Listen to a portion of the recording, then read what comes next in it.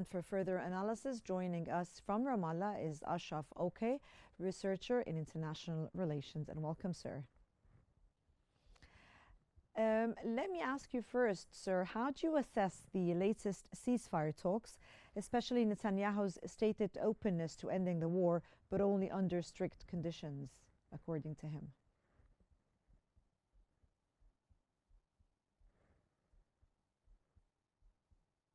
I think up till this moment, the nature of negotiations is a precautious optimism due to the relentless effort by Egypt and international players in order to reach a formula to end the war. Today, you talk about the two courses, either the partial deal or the full deal.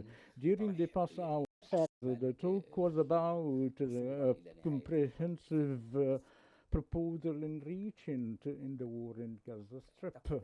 And I think that the regional atmosphere would reach to a more comprehensive deal.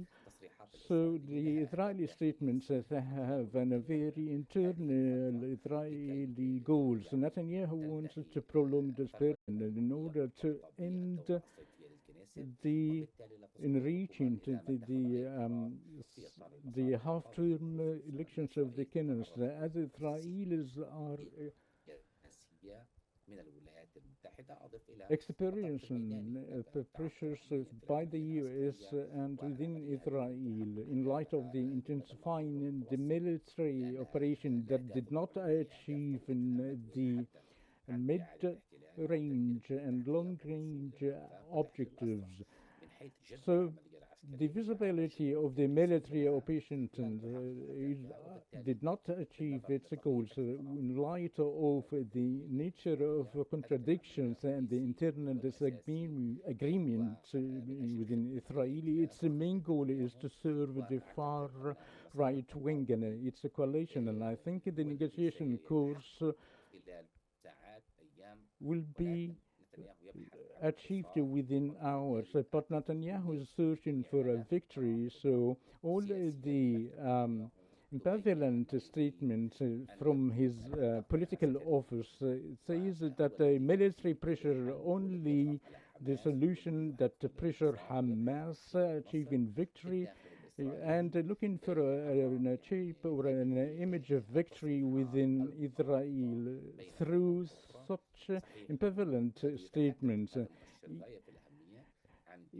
Even if they talk about opinions to end war, that has a very positive impact, but I think that they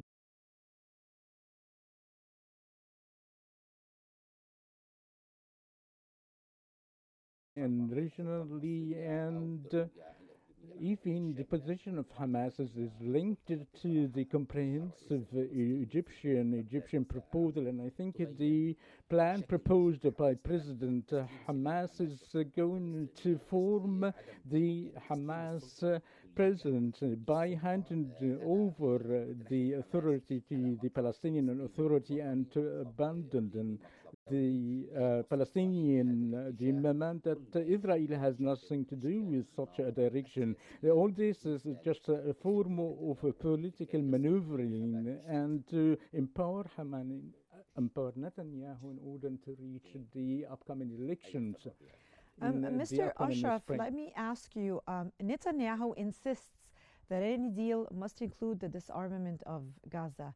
How realistic do you think that demand is at this stage of the conflict?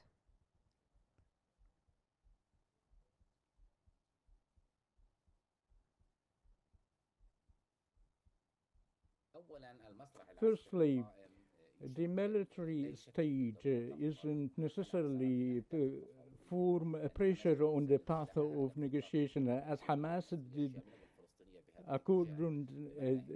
not go into hand over its arm. So it's only one arm and one state and one law. This is the national Palestinian plan. So this hasn't related to Netanyahu's demand nor Hamas.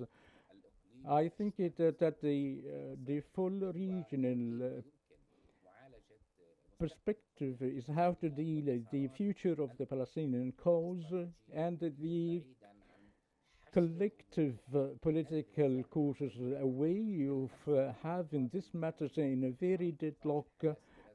I mean, to end the war in return for Hamas to leave its dealers out of the strip. This is what's happening is only a propaganda through which Netanyahu should improve that achieve the goals of the war in order for the coalition to be solid, as Ghafir is not going to accept in a way or another to end the war. And I think the goals of the announced military operation is the full control and reoccupy the Gaza Strip and to stay there for a long time, that disrupt the political courses and put the future of the peace process in a great dilemma. And despite all these Israeli announcements, only for the service of the very hardline interest for its coalition. And following the 34th Arab League summit in Baghdad, where the Arab leaders called for an immediate end to the Israeli aggression, demanded unrestricted entry of humanitarian aid, and pledged financial support for Gaza's reconstruction, how do you believe, sir, the renewed international efforts can increase pressure on Israel to cease its military actions?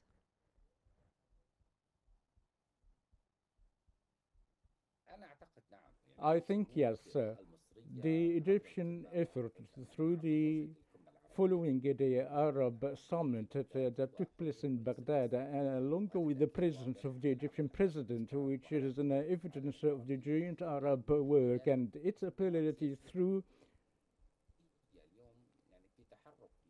political perception in moving in an international convention for the two-state solution that should go inside with ending the war. So we are before a comprehensive perception for the war that cannot be prolonged. Sooner or later will come to an end. And approaching an Israeli approachment through a political vision in the region. So the intensifying military actions will be seen as Netanyahu wishes, and its repercussions will be huge against the region, as warned by Egypt and its leadership. I think the comprehensive regional perspective in light of peace and calm should go through ending the war practically. And I think all the regional movement, and if for Trump to complete its project in the region, so the war should come to an end and search for a future political course for the Palestinian cause. Otherwise, we'll be facing a great dilemma before tensions in the regions, no settlement on the opened hotspot files in the region, starting by Libya, and Yemen, and Iraq, and even in Somalia, and Gaza, Lebanon, Syria. Such an Israeli homogeneity wouldn't be acceptable. And therefore, I think that the Arab Summit answered clearly and the demands of ending the war, supporting the Palestinian cause, putting and laying down the future proposals in only one direction, which is just and fair solution for the Palestinian people. And this should be clear. Otherwise, Israel wouldn't face a Palestinian that accept the surrender and avoid the legitimate right in establishing a Palestinian state. This affirmed by all the Palestinian documents and international resolutions, and even preparing an international convention presided by France and Saudi Arabia. This is a clear evidence of the future determinant. So I think the war is going to have an end. Such distraction, starvation aren't going to prolong and won't save Netanyahu in any other courses regarding the internal elections in the upcoming years. And I think that was, and thank you, sir. That was Ashraf Okeh, the researcher in international relations. Thank you, sir, so much for your insights and for joining me today at In Focus.